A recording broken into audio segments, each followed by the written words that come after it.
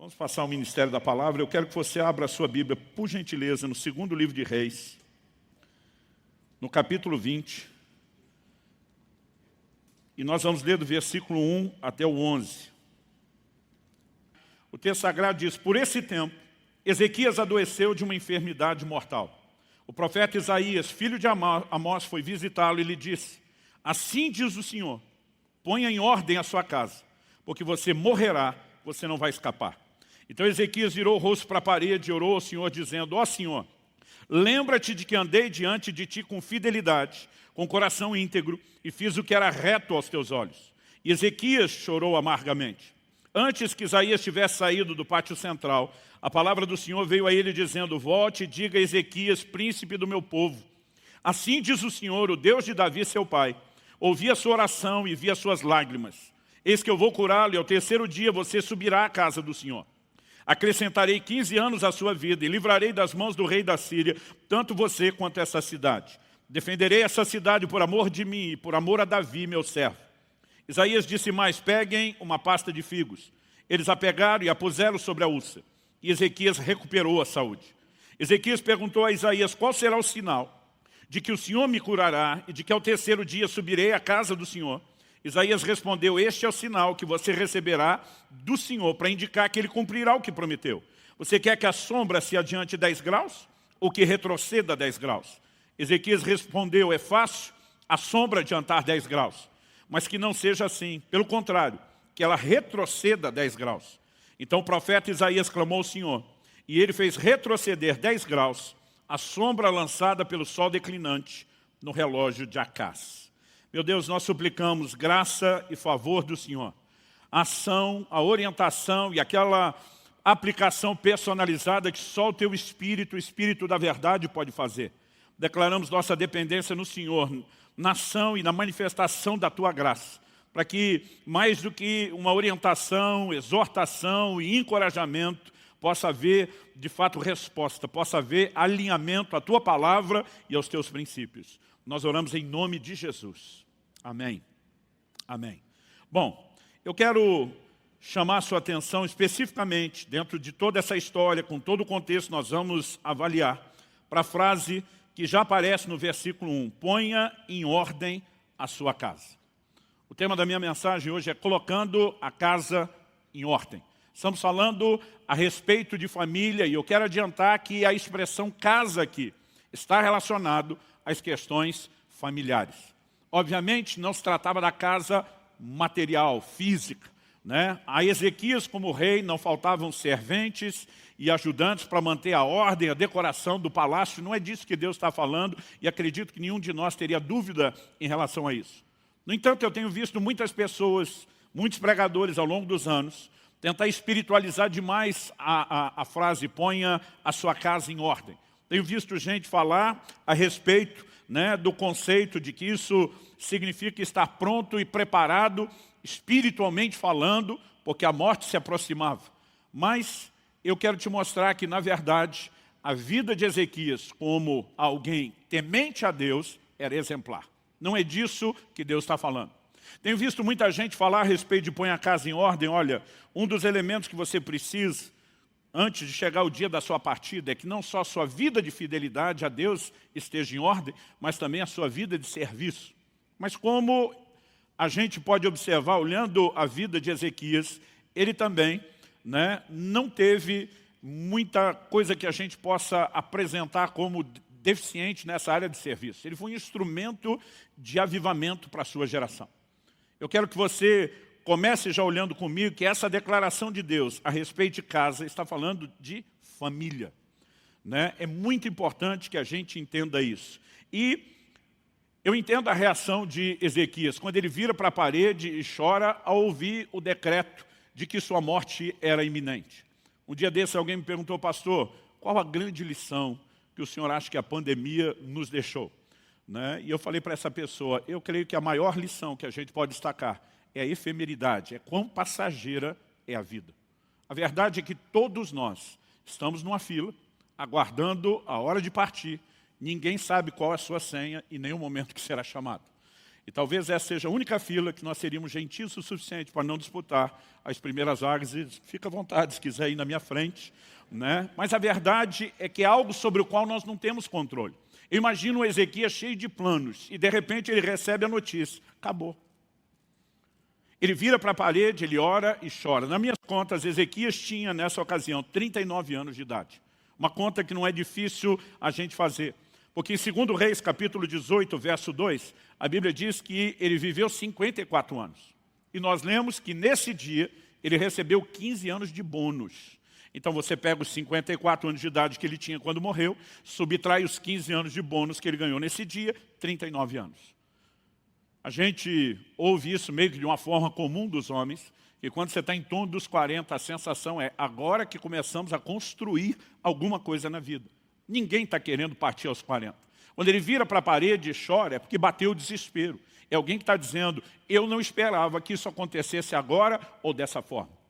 Mas o que eu e você precisamos entender é que todos nós, justamente porque a Bíblia diz que a vida é como a erva, seca-se a erva, cai a sua flor, né? A vida é passageira, nós precisamos viver do início ao fim. Né? Desde o momento do nosso encontro com Deus, ou aqueles que ainda não tiveram, tem que priorizar isso, nós precisamos viver prontos para a partida, que nós não sabemos quando é que vai acontecer. Estar pronto para partir, eu acredito, e eu gosto dessa expressão partir, que Paulo usa em Filipenses 1. Ele diz, eu desejo partir e estar com Cristo, o que é incomparavelmente melhor. Um dia alguém me perguntou, pastor, esse negócio, né, de muitas vezes o senhor falar partir para estar com Cristo, é tipo aquela história do corretor de seguro, que na hora de vender o seguro de vida não fala morrer, diz no caso de você faltar, né, para ser gentil, fala, olha, no meu ramo é melhor a gente tocar o terror do que ser gentil. Né? Para nós é melhor dizer, você vai morrer a qualquer momento e tem que estar pronto para encontrar com Deus do que amenizar. Mas é que na perspectiva do cristão, morte não é fim de existência, é apenas a passagem. Para nós que temos a esperança em Cristo, para algo muito melhor que nos aguarda. Mas viver pronto para partir, se por um lado envolve esse conceito de uma vida espiritual que precisa estar em ordem, e esse conceito é bíblico. Por exemplo, o apóstolo Paulo em 2 aos Coríntios, no capítulo 1, no capítulo 5, perdão, ele diz a partir do verso 1, pois sabemos que se a nossa casa terrestre desse tabernáculo se desfizer, ele está falando do corpo, temos da parte de Deus um edifício, uma casa não feita por mãos humanas, eterna nos céus. E por isso, neste tabernáculo, gememos, desejando muito ser revestidos da nossa habitação celestial, se de fato fomos encontrados vestidos e não nus. Ou seja, precisamos estar prontos para o momento da partida. Mas estar pronto não é apenas ter a vida espiritual em ordem. E eu quero destacar que isso Ezequias tinha. Ezequias foi um homem de fé. A Bíblia fala dele, por exemplo, em 2 Reis 18, nos versos 5 e 6, a Bíblia diz assim, Ezequias confiou no Senhor, Deus de Israel, de maneira que não houve ninguém como ele entre todos os reis de Judá, nem antes nem depois dele. Porque se apegou ao Senhor, não deixou de segui-lo e guardou os mandamentos que o Senhor ordenou a Moisés. O cara vira para a parede na hora que recebe a notícia, chora e diz para Deus, o Senhor sabe que eu tenho andado diante de Ti com inteireza de coração. Eu guardei os Seus mandamentos. Você pode fazer uma afirmação dessa para alguém que não te conhece e enganar. Você dizer isso para Deus, o Senhor sabe que eu te honrei, o cara tem que ter andado na linha. Ele não apenas tinha uma conduta correta, mas a Bíblia destaca a confiança que ele tinha em Deus. A obediência era resultado dessa confiança.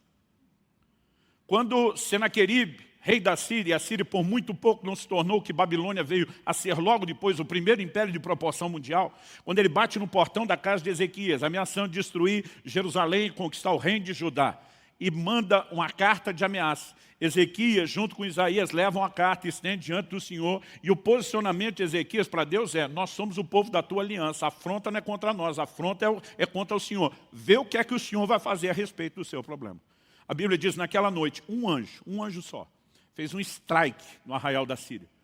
Mais de 185 mil soldados foram mortos. Eles bateram em retirada. Israel sequer lutou porque Deus os defendeu. Ele era um homem que vivia intervenções de Deus. Nessa hora mesmo com um decreto que não se tratava apenas de um diagnóstico médico.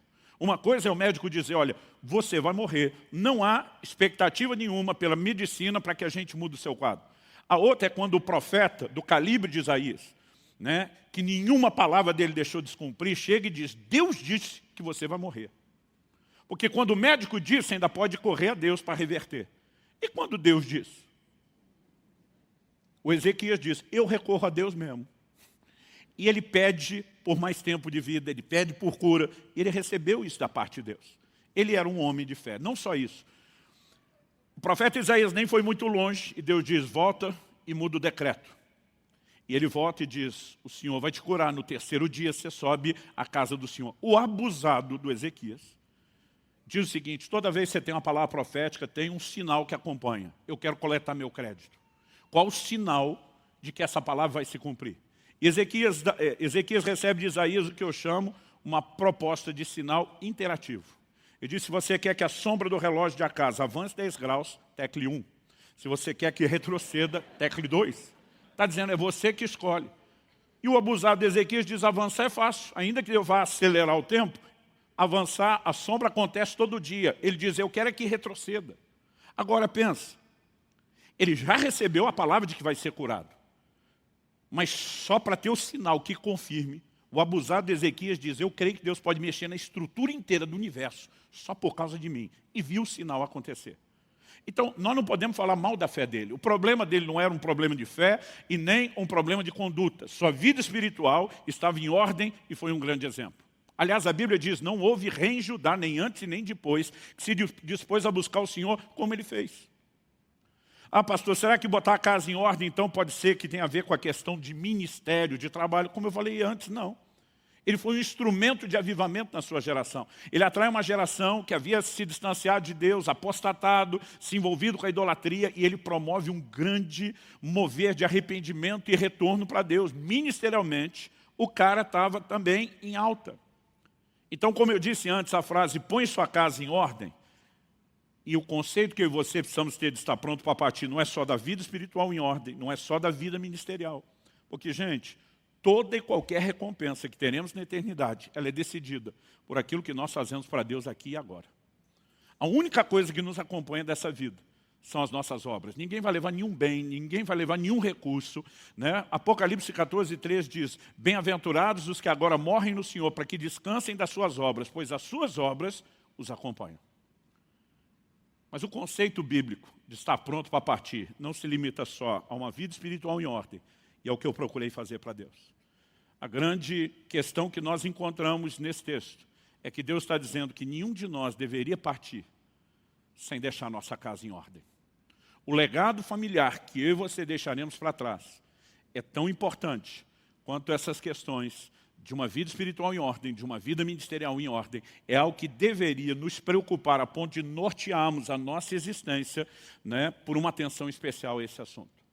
Então, ao reconhecer a necessidade de estar pronto para partir, eu quero chamar a sua atenção para que você possa programar todo o restante da sua existência, pensando naquilo que você vai deixar quando não estiver mais aqui.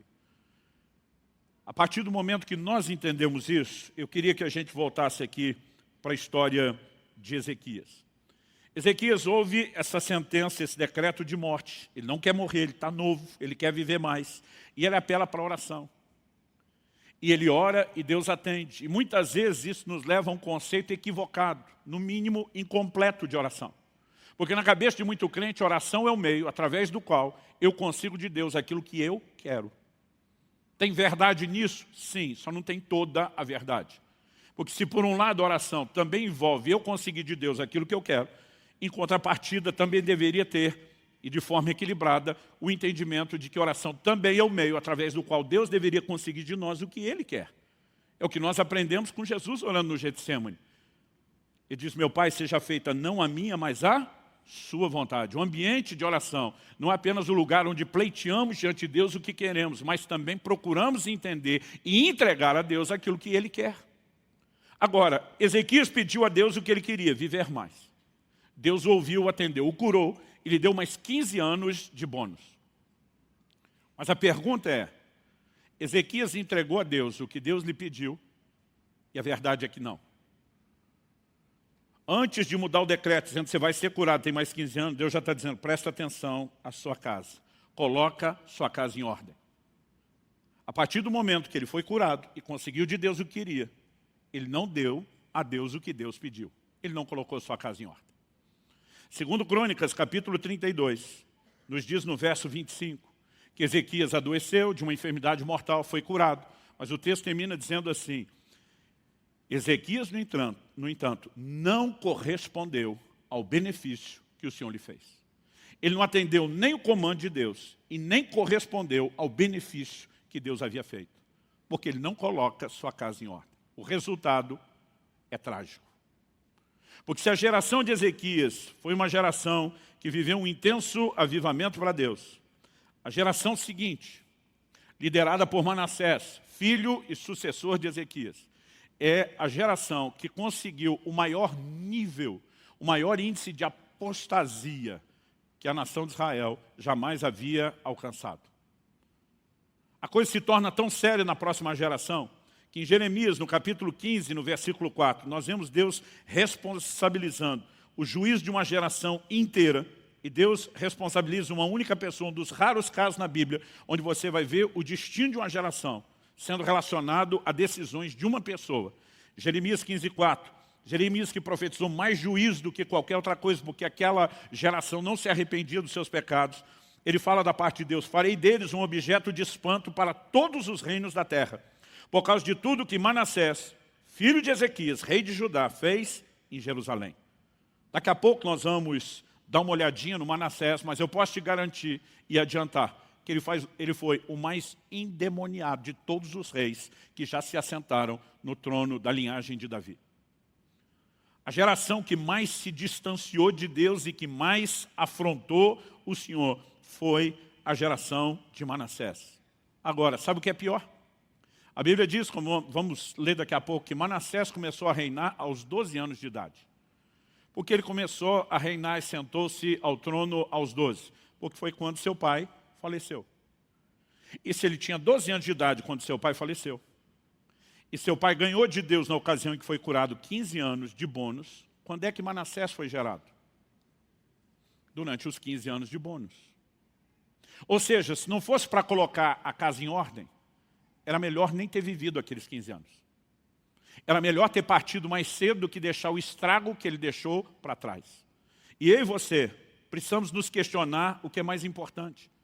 E não estou dizendo que ter recebido de Deus cura e longevidade, mais 15 anos de vida, não seja algo bom. Mas muitas vezes nós estamos buscando algumas coisas que entendemos ser boas, mas não avaliamos o que é mais importante, o que merece uma atenção maior ainda. Então não estou falando contra a cura ou longevidade. No Salmo 103, o salmista diz: bendize a minha alma ao Senhor e não se esqueça de nenhum só dos seus benefícios. E diz: é Ele quem perdoa as tuas iniquidades. Esse é um benefício, mas não é o único. E diz: é Ele quem sara as tuas enfermidades. É Ele quem redime a tua vida da cova. É Ele quem te coroa de graça e de benignidade. Então, nós precisamos entender que ser curado e receber longevidade, né, ser redimido da cova, são bênçãos de Deus. No entanto, nós precisamos avaliar aquilo que é mais importante. Porque mais importante do que ser curado de uma enfermidade mortal e viver mais, é o que nós deixamos para trás. E se Deus já está dizendo, presta atenção no que está rolando agora, como que o Ezequias conseguiu deixar a situação pior depois do que já estava antes? O problema não foi ter sido curado. O erro não foi ter ganhado mais 15 anos de idade. O erro foi, apesar de tudo isso, não ter dado a atenção que deveria à sua casa. E aqui, eu e você precisamos entender e compreender algo que acredito ser importante demais. Para mim, o grande erro de Ezequias foi não entender um elemento que é forte na nossa fé, chamado continuidade geracional. Talvez esse pudesse ser também um bom tema para a mensagem. Continuidade geracional. A Bíblia diz que os patriarcas, a quem Deus fez as primeiras promessas a respeito do reino de Deus, eles morreram na fé, saudando as promessas de longe. Eles não viriam nas suas gerações o cumprimento da promessa, porque o plano de Deus é multigeracional. E Deus não quer que ninguém viva em função só do seu relacionamento com Deus, no seu momento e na sua geração, mas Deus quer que haja em nós uma visão e uma perspectiva de continuidade. E acredito que esse foi o grande erro de Ezequias, não entender a continuidade geracional. Vamos voltar lá em 2 Reis, capítulo 20. 2 Reis, capítulo 20. E agora vamos ler a partir do versículo 12. A gente leu até o 11, que é quando ele recebe o sinal da sombra no relógio de Acás. O 12, continuando o assunto, diz: nesse tempo, no tempo da sua cura, nesse tempo, Merodach-Baladã, filho de Baladã, rei da Babilônia, enviou cartas e um presente a Ezequias, porque soube que ele havia estado doente. Ezequias recebeu bem os mensageiros e lhes mostrou toda a casa do seu tesouro, a prata, o ouro, as especiarias, os óleos finos, o seu arsenal e tudo o que havia nos seus tesouros. Não houve nada em seu palácio, nem todo o seu domínio que Ezequias não lhes mostrasse. Vamos fazer uma pausa aqui. Alguns anos atrás, na época em que os memes ainda vinham por e-mail, antes da era WhatsApp, eu recebi um e-mail de um amigo desses gaiatos, engraçado, brincalhão, intitulado Manias de Pobre. E quando eu comecei a ler a lista, que era todo numerado, eu ria, porque tudo estava na lista. Eram coisas que eu tinha praticado intensamente. É lógico que nós estamos falando de uma outra geração. Então aquele negócio de botar bombril na antena da televisão para melhorar o sinal, lamber a tampa do iogurte para não desperdiçar nada, né? Eu ia lendo aquilo tudo e rindo. E uma das coisas que estava na lista, lá dizia, mostrar a casa para as visitas. Eu falei, isso eu já fiz, mas dizer que isso limita só a nós crescermos com a vida mais simples, eu me recuso a concordar. Porque quem mais tem é quem mais se orgulha de mostrar o que tem. Quando Ezequias faz questão de mostrar para esses mensageiros todo o seu tesouro, é porque ele de fato queria ostentar e com orgulho tudo que tinha. Então ele recebe as visitas, mostra tudo que tem. Então logo os visitantes foram embora. Verso 14 diz, então o profeta Isaías foi falar com o rei Ezequias e lhe disse, que foi que aqueles homens disseram e de onde vieram? Ezequias respondeu, então no verso 14, vieram de uma terra distante, da Babilônia. Isaías perguntou, o que eles viram no seu palácio? Ezequias respondeu, viram tudo o que há em meu palácio. Não houve nada nos meus tesouros que eu não lhes mostrasse. Então Isaías disse a Ezequias, ouça a palavra do Senhor.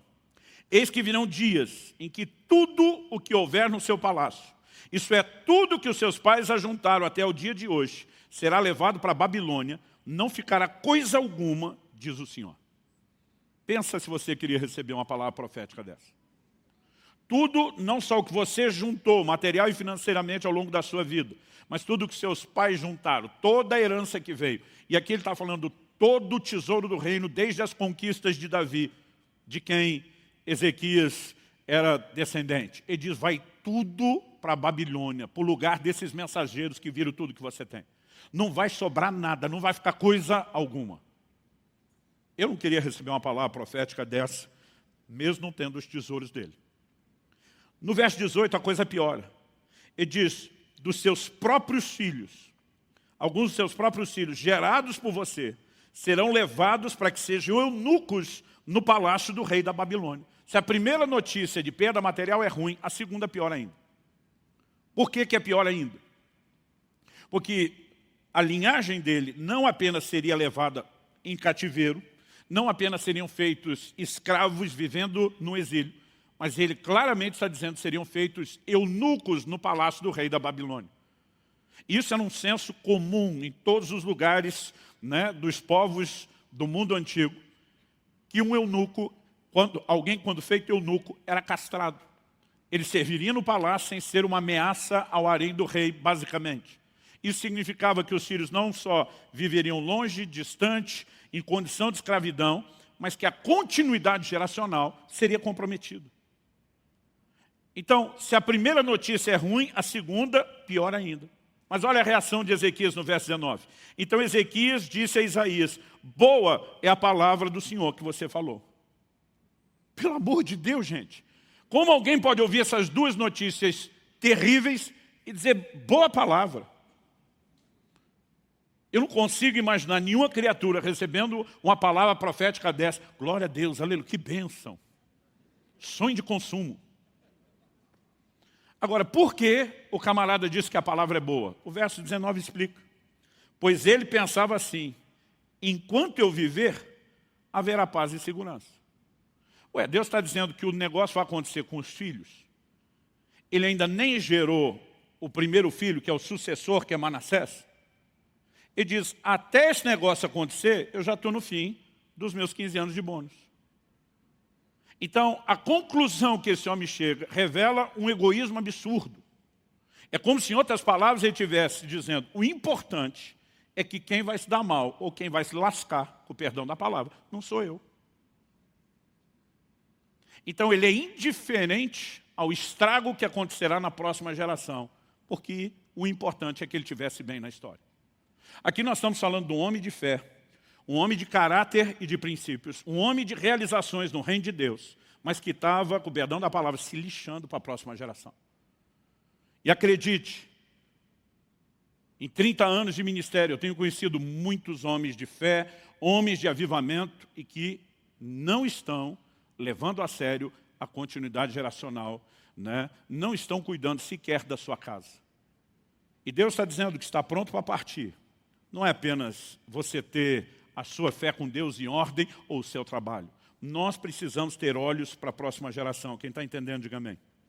Quando nós começamos a pensar o modelo de continuidade geracional, nós precisamos voltar lá aos primórdios de toda a ação de Deus.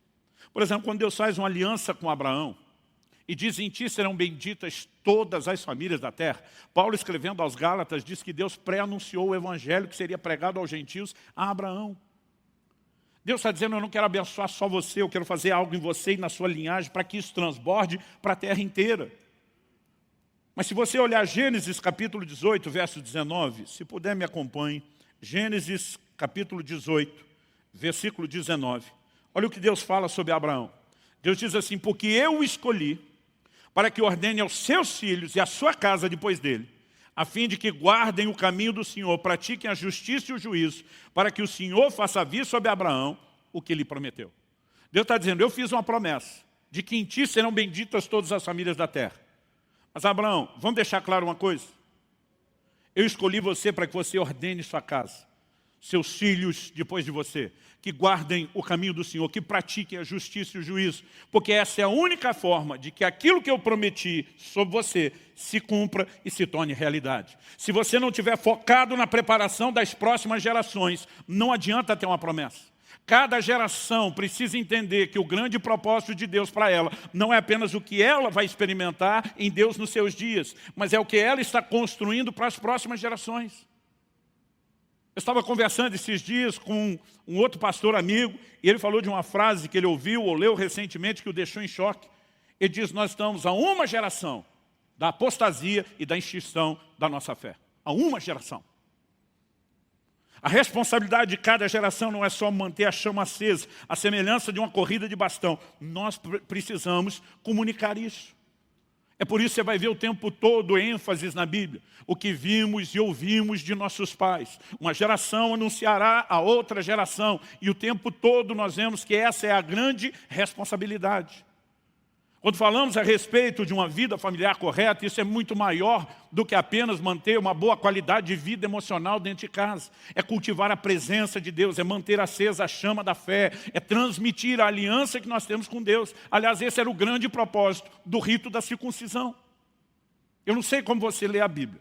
Eu gosto sempre de ler, tentando me colocar lá na história, me imaginando no lugar do personagem, vivenciando o ambiente, todos os detalhes. E não só para mim, mas com muitos homens, né, com quem eu já conversei a respeito. Dá um desespero na gente quando a gente está lendo o Velho Testamento e vê os detalhes do processo da circuncisão. A circuncisão, ordem que Deus deu para a partir de Abraão, toda a sua linhagem praticar, que Paulo escrevendo aos Romanos chama de o selo da justiça da fé que ele teve, o que para nós é equivalente ao batismo. Paulo escrevendo aos Colossenses fala do batismo, contendo esse papel de ser o selo da fé que a circuncisão tinha. Ela deixa nós, os homens, apavorados. Porque, para quem não sabe, a circuncisão era uma cirurgia de fimose. Era o corte do prepúcio, da carne excedente do pênis, o órgão reprodutor masculino. Agora, o sistema era bruto, gente. Eles não tinham anestesia, eles não tinham asepsia, eles não tinham analgésico, não tinham anti-inflamatório e nem antibiótico. A Bíblia diz que Deus fala para Josué quando chega em Gilgal, faze facas de pederneira. Pederneira é pedra. O instrumento cirúrgico era pedra afiada. A maioria de nós, os homens, já se encolhe todo enquanto está lendo. Gênesis 34 fala que os filhos de Jacó usaram de astúcia com os homens de Siquém, depois que Diná, irmã deles, foi violentada. E eles propõem, olha, a única forma da nossa filha ser dada em casamento ao homem que a violentou é se vocês se considerarem que é o rito da nossa família. E até aí eles não estavam mentindo. Mas a Bíblia diz que quando os homens se circuncidaram, o texto diz assim, no terceiro dia, quando estavam no auge da dor. Aí você imagina o processo. Uma cidade inteira não conseguiu resistir ao ataque de alguns dos filhos de Jacó, porque eles não tinham capacidade física de lutar. O processo era doído, doloroso. E por causa disso, muitas vezes a gente não consegue enxergar a beleza que está por trás do ritual. O que é que Deus está dizendo? Todo pai deve circuncidar o seu filho homem no 8º dia de vida. Deus estava dizendo o quê? A marca da aliança que você tem comigo tem que ser transmitida para a próxima geração. Você, pai, é responsável por marcar o seu filho com a mesma aliança que você carrega. E a gente chama de um sinal de aliança, porque envolvia derramamento de sangue, o que para os povos antigos dava um caráter ainda mais sagrado à aliança. Mas não era só a aliança que o pai colocava no filho. O pai colocava no filho um lembrete. Ele está dizendo, menino, quando você crescer e chegar a hora de usar o seu instrumento de reprodução, você tem ali um lembrete de que a mesma aliança que seu pai te transmitiu, você vai ter que transmitir para o seu filho. Era um claro sinal de que a aliança de Deus, ela era multigeracional. Deveria haver continuidade geracional. Mas a forma como Ezequias agiu trouxe um prejuízo enorme. Se você voltar comigo lá em 2º livro de Reis, a gente leu até o final do capítulo 20. Mas quando a gente começa no versículo, na verdade o finalzinho é o verso 21, que diz assim, Ezequias morreu e Manassés, seu filho, reinou em seu lugar. Capítulo 21 começa falando sobre quem foi Manassés. Manassés tinha 12 anos de idade quando começou a reinar e reinou 55 anos em Jerusalém. A mãe dele se chamava Refisbá. Fez o que era mal aos olhos do Senhor, segundo as coisas abomináveis das nações que o Senhor havia expulsado de diante dos filhos de Israel. Deixa eu fazer uma pausa aqui no final desse verso 2. Uma das instruções que Deus mais repetiu para aquelas gerações, né, a que saiu do Egito e a partir da próxima que entrou em Canaã foi, não façam conforme os costumes dos povos dessas terras. Não façam o que os cananeus faziam. Era talvez a ênfase e a instrução mais repetida. A Bíblia diz que eles fizeram segundo as coisas abomináveis daquelas nações. Verso 3, agora falando de Manassés, pois reconstruiu os lugares altos, eram os lugares de culto idólatra, que Ezequias, seu pai, havia destruído. Levantou altares a Baal, fez um poste da deusa Zerá, como que Acabe, rei de Israel, havia feito. Prostrou-se diante de todo o exército dos céus e o serviu. Edificou altares na casa do Senhor, a respeito da qual o Senhor tinha dito, em Jerusalém porei o meu nome. Também edificou altares a todo o exército dos céus, nos 2 átrios da casa do Senhor. Queimou seu filho em sacrifício, adivinhava pelas nuvens, era agoureiro e tratava com médiuns e feiticeiros, e fazia continuamente o que era mal aos olhos do Senhor, para o provocar a ira. Também pegou a imagem de escultura da deusa Zerade que ele tinha feito e a colocou no templo, a respeito do qual o Senhor tinha dito a Davi, seu filho Salomão, neste templo e em Jerusalém, que escolhi de todas as tribos de Israel, porei o meu nome para sempre. E não farei com que os pés de Israel andem errantes, longe da terra que deu aos seus pais, desde que eles tenham cuidado de fazer segundo tudo que lhes tenho mandado, e conforme toda a lei que Moisés, meu servo, lhes ordenou. Eles, porém, não ouviram. E o verso 9 diz, Manassés, de tal modo os levou a andar errantes, que fizeram pior do que as nações que o Senhor tinha destruído de diante dos filhos de Israel. Essa geração não apenas faz o que os cananeus fizeram, eles conseguem a façanha de fazer pior. Ou seja, se a geração de Ezequias viveu um avivamento divino, a geração de Manassés é a seguinte, viveu um avivamento maligno. Aliás, raramente você verá na Bíblia ou na história um avivamento que dura mais do que uma geração. O que mostra a nossa deficiência de pensar além de nós mesmos, de olhar além do umbigo e focar na próxima geração. Há uma responsabilidade que nós precisamos ter, e esse clamor do coração de Deus, coloque a sua casa em ordem, era justamente para que tudo aquilo que Ezequias viveu e construiu não se perdesse. Então isso é algo que me traz muito temor. Eu, quando criança, eu lembro bem garoto, meus pais sofrendo, assistindo um jogo da seleção brasileira, e eu dizendo para meu pai, não dá para nós entrar lá ajudar eles? Eu não sei se era só eu, quando criança, que tinha essa sensação. Será que dá para entrar no filme, na história, em algum lugar? Agora, eu vou te dizer, se eu pudesse entrar nessa história de Ezequias, era para agarrar esse cara pelo pescoço. Como que alguém ouve o que vai acontecer com os filhos e diz boa palavra? Agora, a pergunta é, será que esse egoísmo manifestado por ele era exclusividade dele, comportamento de mais ninguém? Não. Em 30 anos de ministério, eu já vi muita gente que, em nome do sucesso da sua carreira profissional, atropelou o casamento e os filhos. Ele estava mais preocupado em se dar bem no final da história do que pensar na sua casa. Eu tenho conhecido muitos pastores e líderes que, a semelhança de Ezequias, também foram homens de fé e de avivamento, mas que, em nome do sucesso ministerial, sacrificaram a sua casa. E todo o sacrifício da família em prol da construção de qualquer outra coisa é apresentado na Bíblia como um retrato de maldição e não de bênção. Josué disse depois da conquista de Jericó, maldito o homem que reedificar a Jericó. Com a perda do seu filho mais velho, vai colocar os fundamentos, início da obra. Com a perda do filho mais novo, o caçula, vai colocar as portas, o acabamento.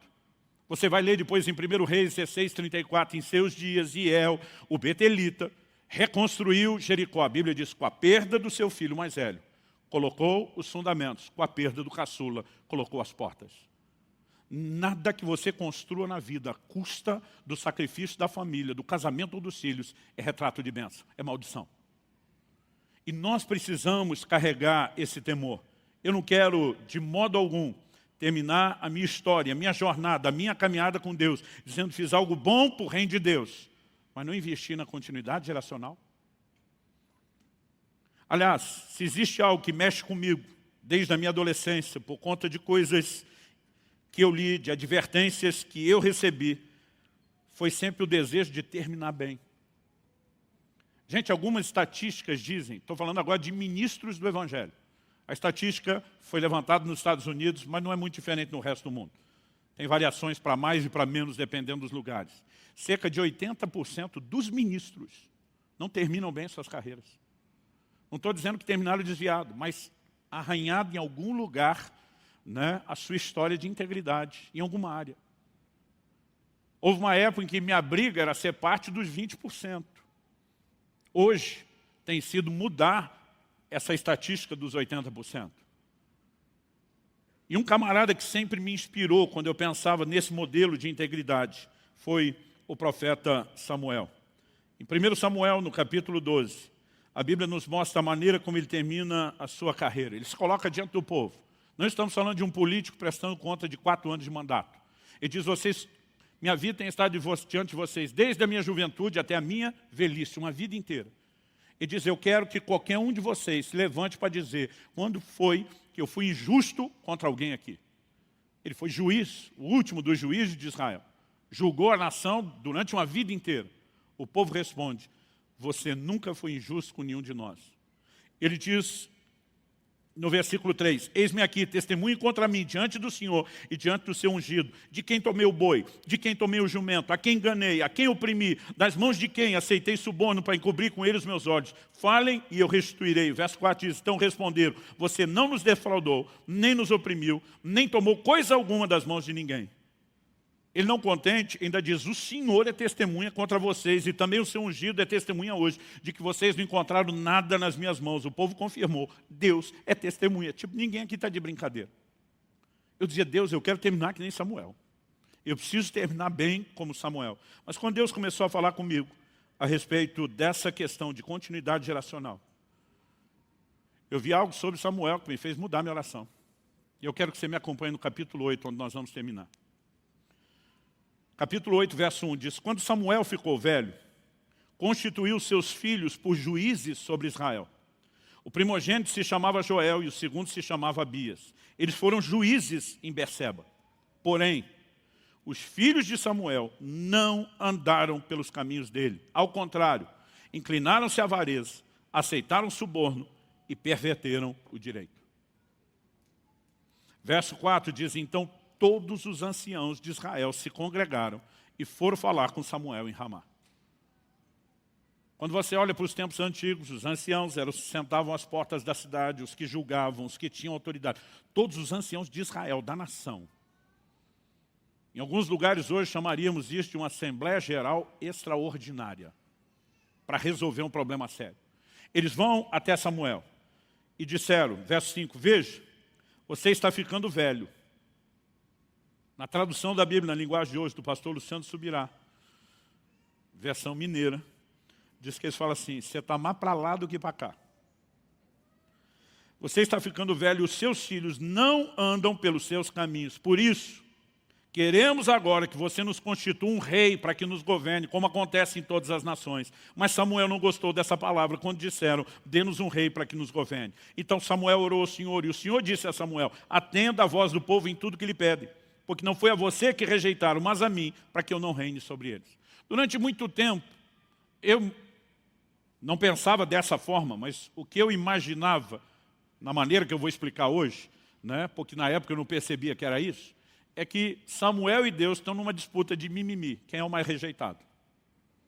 Samuel vai, não é nem para oração, é para choração. Pois é, Deus, estão aí me rejeitando, agora querem um rei. Deus diz, pior do que você, eu fui mais rejeitado nessa história. Não é isso que está acontecendo. Ninguém rejeitou Samuel. A prova é que ele vai até a sua velhice, mas ele já está para morrer. Então imagina nas entrelinhas, esse povo está dizendo para ele, véi, no caso era velho mesmo, né? Véi, se tu vivesse mais 100 anos, a gente estava fechado contigo mais 100 anos. Se vivesse mais 200, a gente estava fechado mais 200. Você foi um homem íntegro, ninguém tem o que falar. Nenhuma das suas palavras caíram por terra. Deus estava contigo. Ninguém quer abrir mão disso. Mas o problema é que você já está partindo. E você largou uma bucha, um enorme de um problema para nós. Porque os seus filhos que você está colocando como seus sucessores não andam nos seus caminhos. Eles não são uma continuidade daquilo que você foi. Eles nem sequer te representam. Se eles fossem como você, nós aceitaríamos eles como te aceitamos. Mas do jeito que você está deixando essas crias, não dá para engolir. Ele diz, então nós preferimos ter um rei como as outras nações têm. Nós queremos que haja regras do reino. E Samuel, antes de estabelecer Saul, ele começa a falar a respeito das regras do reino, porque essa era a reclamação. Aí, enquanto Samuel está chorando diante de Deus, me rejeitaram, Deus está olhando para ele e dizer, cabeção, você acha que o prejuízo é seu? Porque sua continuidade geracional não vai estar no governo? Deus diz, o prejuízo é meu. Quem está perdendo sou eu. Estou perdendo uma geração que não ouvirá minha voz, porque você não preparou os seus filhos para liderarem o meu povo para me obedecer. E eu e você precisamos entender que, no final das contas, lucro ou prejuízo tem mais a ver com aquilo que nós deixamos do que com aquilo que nós fizemos. Eu creio que é por isso que o apóstolo Pedro diz na sua primeiro capítulo da sua segunda epístola, ele diz que ele se esforçava para que mesmo depois da sua partida, ele continuasse frutificando. Nós precisamos pensar em continuidade, isso não é só lembrança do que fizemos. Começa pela nossa casa, começa pelos nossos filhos. Nós temos a responsabilidade de transmitir a chama da fé, uma aliança com Deus, paixão, né, pelo Senhor ao coração da próxima geração. Quem está entendendo, diga amém. Então, na hora que eu e você partimos, o maior sucesso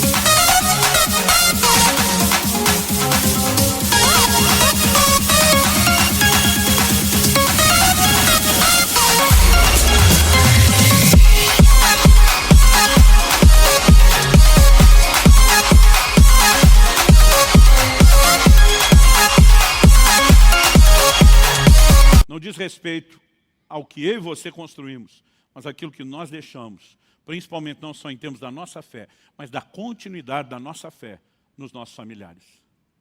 Não é um assunto que nós possamos ignorar. E eu não estou aqui para te apontar o dedo ou jogar pedra em você. Se essa é uma área que você tem tropeçado e falhado, encontre nisso uma oportunidade de corresponder com Deus, de se arrepender e de se alinhar. Levar os filhos a Cristo é a maior missão de todo e qualquer pai. A Bíblia diz, pais, criem os vossos filhos na admoestação do Senhor. Nós precisamos levá-los a viver a fé. Tem pai que depois que os filhos crescem e estão distantes, outro dia um reclamou comigo, Deus não cumpriu sua palavra. Falei, como é que é? Não está lá em Provérbios 22:6, ensina a criança o caminho que deve andar, e até quando for velho não desviará, o meu desviou. Aí eu citei para ele uma frase que eu ouvi outro dia do pastor Ricardo Vasconcelos, do Família de Sucesso. Quando lançamos nosso livro Como Flechas, eu lembro que ele falou isso numa live, eu fui até pesquisar, eu nunca tinha reparado. Ele falou, Luciano, você percebeu que a Bíblia diz, ensine a criança no caminho, e não ensine o caminho? Tem muito pai só apontando, o caminho é aquele, anda lá, mas ele mesmo não anda. Como é que você espera que seu filho viva aquilo que nem você vive? Não existe nada mais importante do que levarmos a nossa continuidade geracional a servir o Senhor. Quem está entendendo, diga amém. Agora, se você errou, tem que existir a disposição de buscar estabelecer concertos, de buscar reverter o quadro. Pastor, eu não sou perfeito, nenhum de nós é. Pastor, eu não sabia tudo, nenhum de nós sabe. Mas a questão é que alguns de nós usamos os recursos divinos e outros não. Eu já falei várias vezes aqui, meu pai cresceu num lar completamente desestruturado. Ele não teve modelo e referência nenhuma. E hoje, quando eu olho para trás, eu vejo que meu pai falhou em questões que eram básicas. Mas sabe onde ele ganhava terreno? No joelho. O tempo todo ele estava diante de Deus dizendo, eu não sei como fazer, eu nunca vi um modelo funcional de perto, eu preciso da ajuda dos céus. Eu preciso que o Senhor haja no coração de meus filhos. A gente ouvia ele o tempo todo dizendo, eu não gerei filho para o pecado, eu não gerei filho para o mundo, eu não gerei filho para o diabo e nem para o inferno. Eu gerei filhos para Deus. E ele lutava continuamente diante do Senhor. E a gente via mesmo em situações onde talvez ele não soube como lidar, a graça de Deus se manifestando, o sobrenatural interferindo. E eu quero te dizer, ainda dá tempo de lutar pela sua casa. Porque se Manassés foi o mais endemoniado de todos os reis, algo que nós não podemos esquecer, quando você termina a história de Manassés, é que esse camarada acaba se arrependendo e se voltando para Deus. E se Manassés teve chance, oportunidade, não diga você que o caso dos seus filhos ou netos são perdidos. O que muitas vezes está nos faltando é lutar e batalhar devidamente por eles em oração. Eu queria que você ficasse em pé e a gente pudesse terminar com o tempo de oração.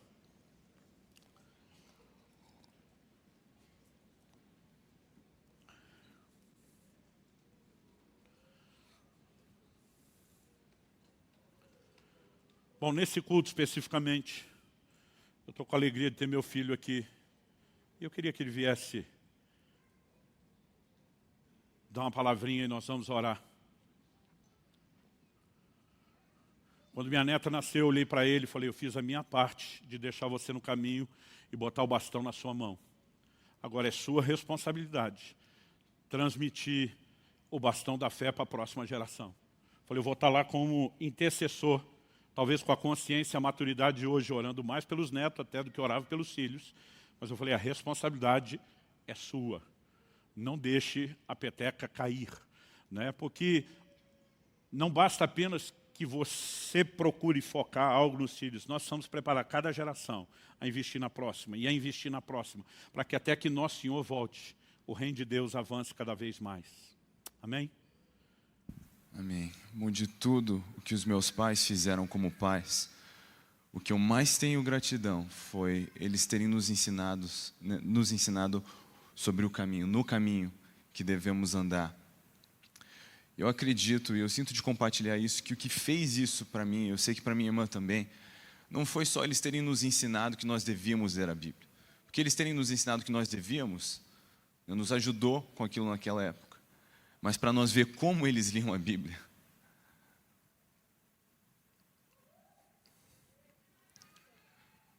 Não foi eles terem nos ensinado acerca de orar, foi ver eles orando. E muitas vezes tem pais que tentam ensinar seus filhos acerca da importância das coisas, mas sem praticar não vai ter como. Nós precisamos liderar pelo exemplo e hoje eu já digo isso como pai, né? Não só filho. Eu tenho tentado repetir isso na vida da minha filha. Que desde hoje, as primeiras coisas que ela está aprendendo são aquelas brincadeiras que a gente faz, onde Jesus mora.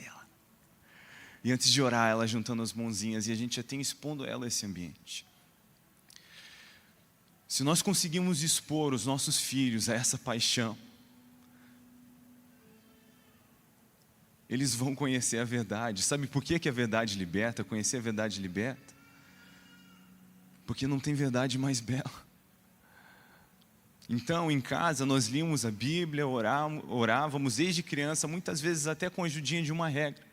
Mas quando eu saí de casa, eu continuei exercendo essas coisas porque elas não eram práticas de família. Era um relacionamento com Deus. Nós precisamos entender que nós estamos preparando nossos filhos para andar em lugares que nós não vamos andar. O importante não é que eles amem ao Senhor conosco, o importante é que eles aprendam a amar ao Senhor. Em Deuteronômio 6, nós temos esse mandamento importantíssimo que depois Jesus fez como referência do mandamento mais importante. E além de ensinar, o Senhor como andar, que amássemos Ele de todo o coração, alma e força, Ele falou, ensine isso aos seus filhos, quando eles se acordarem, quando eles forem dormir. Diante do noivo, ninguém pode ter uma lanterna acesa com óleo emprestado. Nós temos essa responsabilidade individual e precisamos preparar nossos filhos para isso. O meu motivo de maior gratidão, Pai, foi o seu ensino e o seu exemplo. Meu maior gratidão, Mãe, o seu ensino e o seu exemplo. Eu não sei quantas vezes, mesmo quando o papai viajava e estava fora, eu vinha conversar com você e você falava para mim, explicava sobre o que ele estava fazendo. Comparava ele com o que eu estava assistindo dos Story Keepers, o desenho da igreja, falava do apóstolo Paulo e eu pensava, uau, papai é meu herói. Eu não sei quantas vezes a gente abriu a porta do quarto. Eu lembro disso tantas vezes, ver você lendo a Bíblia e chorando. E às vezes criança perguntar, está tudo bem? E você dizia sim, Deus só está falando comigo aqui. Esse exemplo foi demais. Você vai observar mesmo em Josué agora conduzindo o povo. Antes disso, você vê que ele sempre estava com Moisés, antes mesmo de ser escolhido como aquele sucessor, ele já estava seguindo Moisés. Mas quando ele é o líder, você vai ver o tempo inteiro Josué dizendo como Moisés dizia, como Moisés fazia. E eu queria trazer esse lembrete prático de que nós precisamos liderar pelo exemplo. Porque o que mais machuca, e na minha experiência, mesmo fora do Brasil e aqui, quando eu vejo pessoas afastadas, sem brincadeira, assim, mais da metade do tempo, foi ser machucado com hipocrisia. Meus pais diziam isso, faziam a gente fazer isso, mas não viviam isso. Nós precisamos dar esse exemplo. Isso é chamativo, é convidativo.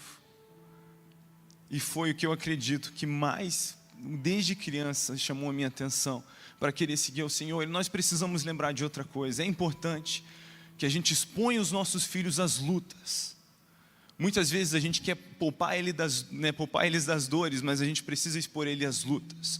Porque as lutas que nós enfrentamos e com Deus vencemos são os monumentos que eles vão ter.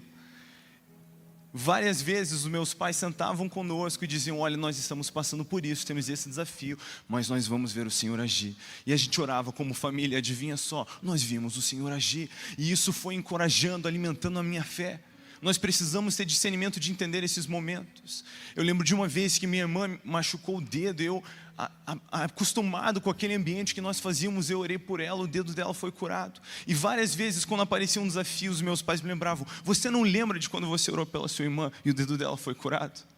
Você não lembra de quando você pediu para Deus um videogame e Ele te deu? E isso foi reafirmando a minha fé de novo e de novo. Mais do que qualquer coisa que eu experimentei em conferência ou na igreja, foi o evangelho que nós vivemos em casa.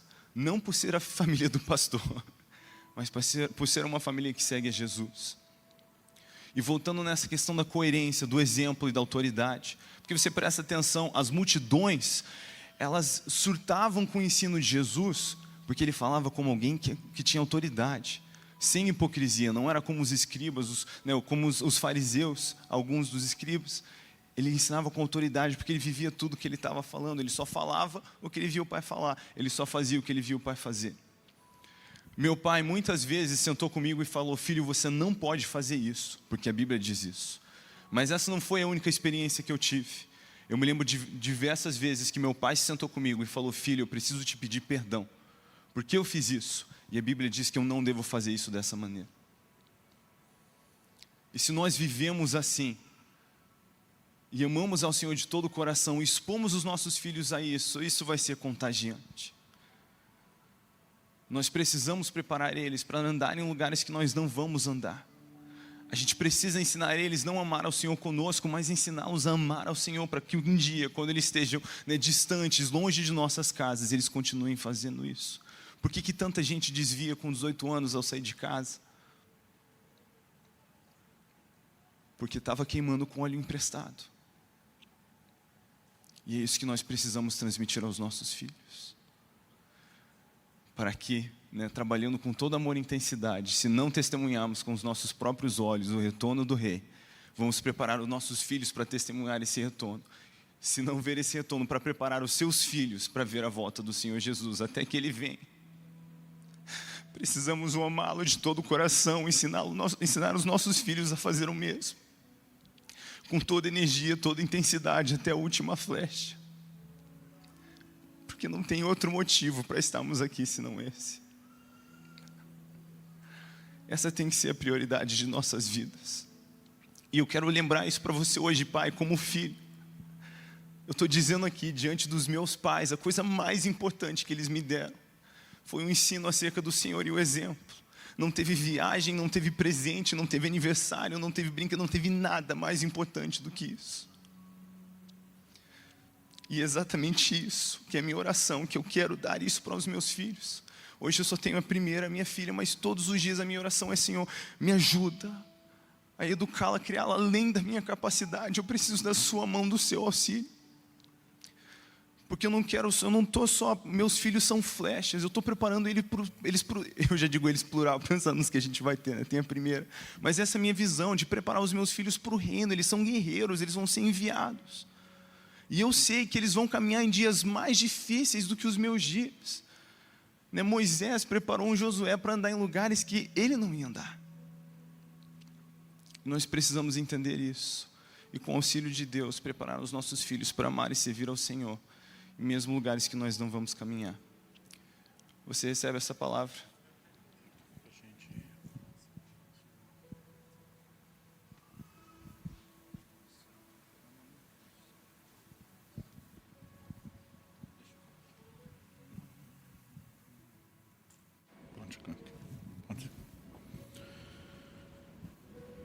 Talvez você olhe para você mesmo e pense: pastor, eu não sou perfeito. Eu vou repetir o que falamos antes: ninguém é. Talvez muitas das coisas que marcaram meus filhos não foram aquelas que a gente só fazia direito, mas aqueles momentos onde com vergonha a gente chamava e dizia: papai errou, papai falhou. Quando a gente se dispõe a ser modelo, a gente tem que conseguir inspirá-los até na forma como a gente conserta aquilo que fizemos de errado. Eu chamei minha filha aqui também, porque um dia desse um pastor me perguntou: Luciano, qual a sua maior realização ministerial? Eu falei: cara, tu já teve mais de 50 países, já plantou igrejas, já tocou tanta gente, são tantos milhões de visualizações, livros espalhados. Para onde você olha que você tem a sua maior realização ministerial? Eu falei para ele: minha realização ministerial são 2 pessoas. A minha maior são 2 pessoas servindo a Deus, os meus filhos. Porque se tivesse feito tudo o que fiz e não tivesse conseguido ajudar eles, eu estaria numa situação delicada diante de Deus. Aliás, o próprio Paulo fala sobre aquele que almeja o episcopado. Ele diz que tem que governar bem sua casa. Porque se não sabe cuidar da sua casa, como é que vai governar a igreja de Deus? E nós temos um trato aqui com todos os pastores. Isso não significa que os filhos não possam vir a ter problemas. Eles têm escolhas, a capacidade de fazer escolhas. Mas nós temos um trato. Ao menor sinal de qualquer problema familiar, seja no casamento ou em relação aos filhos, para tudo. Porque não existe nada mais importante do que eles. Eu sei que hoje, depois de 30 anos de ministérios, com os filhos crescidos, eu não pregava sobre essas coisas no início da minha caminhada, porque alguns pastores olhavam e diziam: depois que seus filhos passarem a adolescência, a gente conversa. E eu agora tenho chamado, alguns deles têm dito: e aí, vamos continuar aquela conversa? Porque agora tem uma história que respalda isso. E eu vou repetir: o meu propósito não é jogar nada na sua cara, é tentar te inspirar. Eu gostaria que eles orassem pelos filhos, pelos netos de muitos de vocês. Eu creio que Deus vai incendiar a nova geração. Minha alegria hoje não é só vê-los tão crentes quanto eu fui, é vê-los mais crentes do que eu fui. E nós podemos sonhar com isso e viver isso juntos. E eu espero te encorajar. Eu sei que eu estou passando uns minutinhos aqui, mas eu creio que o que estamos fazendo diante do reino espiritual é muito importante, tem muito peso. E eu gostaria que eles pudessem orar. Você quer falar alguma coisa? Eu quero falar, oi gente, tudo bem?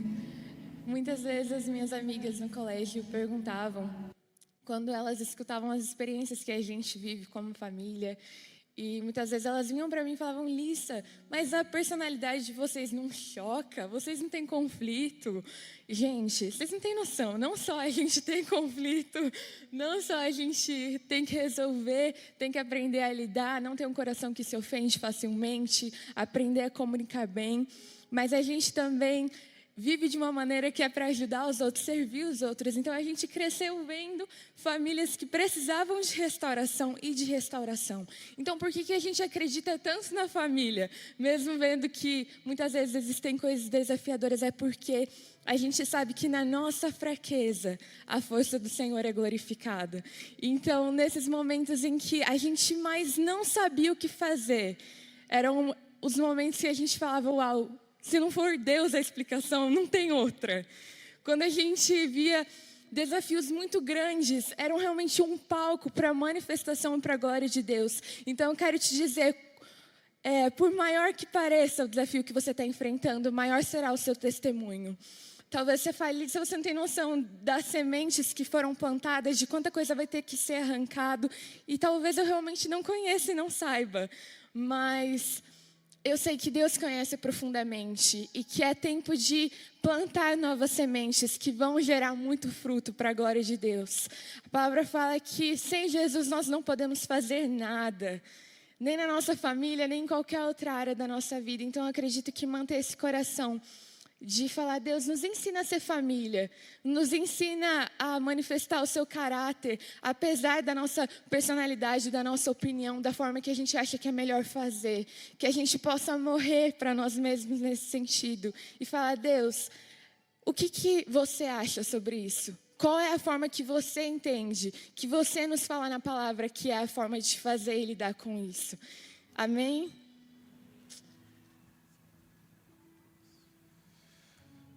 Senhor, nós te agradecemos pela sua voz que nos conduz, a tua mão que nos guia, nos protege.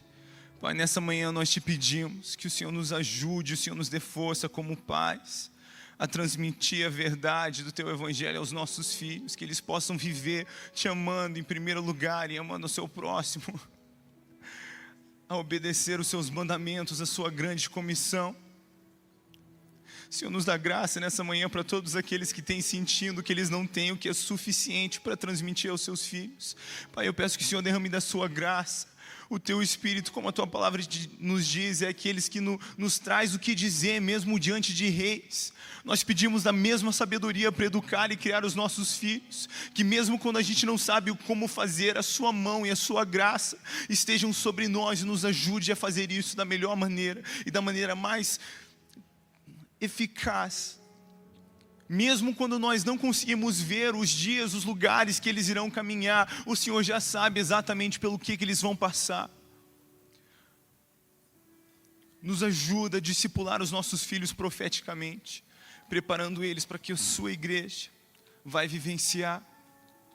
E Senhor, eu também peço que o Senhor possa restaurar a honra na nossa geração, que filhos saibam e aprendam a honrar seus pais.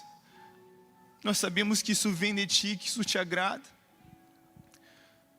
E nós pedimos pelo mover do teu Espírito, que reconecta o pai a seu filho e o filho aos seus pais, em nome de Jesus. Amém.